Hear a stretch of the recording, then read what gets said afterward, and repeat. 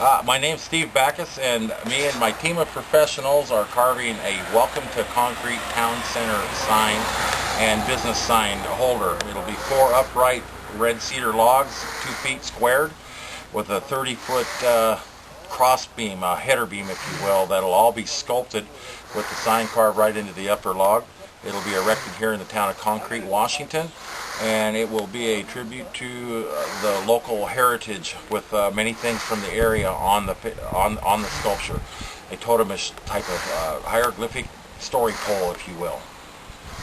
And we should have it done from start to completion within a week, and we're into our 4th day as of now. And we're using Western red cedar, best stuff on earth for a project like that. Okay. Thank you very much.